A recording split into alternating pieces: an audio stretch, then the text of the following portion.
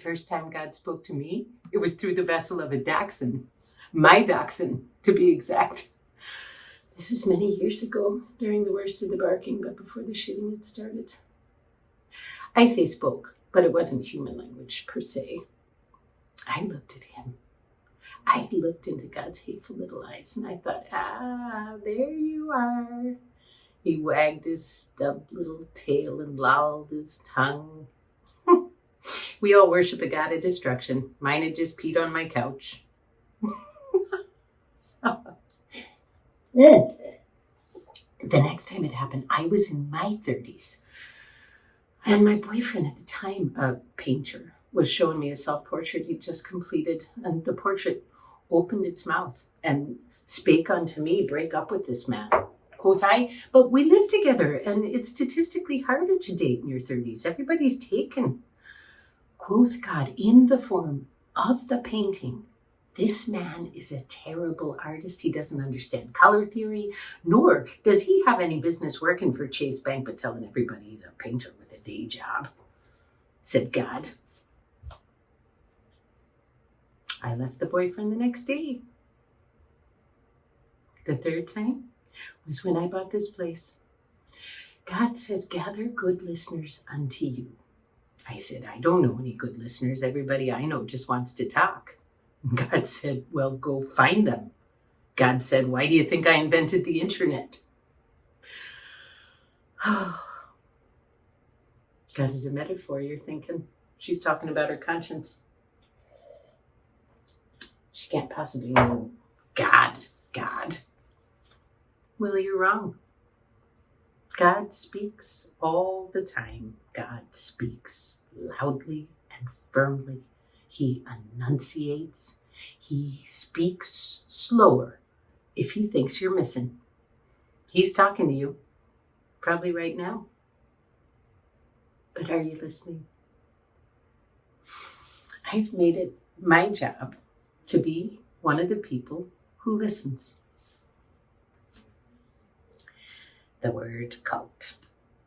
The word gets tossed around quite a bit surrounding my recent activities and all the lovely new people that have been hanging out at my house. That word, what does it mean? I have to push back on that word. Nobody's wearing linen and eating lentils, okay? Nobody's rolling around naked beneath plumes of incense, okay? There's not even any bloodletting. Let's talk about the current accusations. The whole thing with Marcia. Well, look. Marcia took it upon herself to sell all of her belongings and tithe me the earnings. Did I ask Marcia to offload her ski house in Vail? Did I ask Marcia to get rid of the yacht? I didn't even know Marcia had a yacht. And when Marcia disappeared, well, let's be real. How do we not know that Marcia's somewhere in the Virgin Islands right now, sprawled in the sand, while some hairless man sucks tequila out of her navel? When I said Marcia disappeared, I had no reason to believe she wasn't coming back. So all the people implying that I somehow drained Marcia of all of her earthly goods and had her whacked, I would just like you to consider how highly improbable that is. Dig up the backyard. You won't see a trace of Marcia. Oh, and what about Dennis? You say, what happened to Dennis? To which I will firmly reply, what about Dennis? The man was dull. He wore pink boat shoes. He came to a barbecue. He drank his own bad IPA in my yard. Then he asked some questions. I can't say I appreciated the questions, but I certainly didn't have him knocked out and dumped in a wood chipper. The entire theory is ridiculous.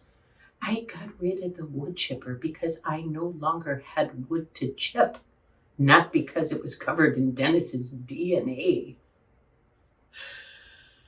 But let's get back to God. I don't pretend to be his lieutenant, but think of me as his translator from time to time for those who need it.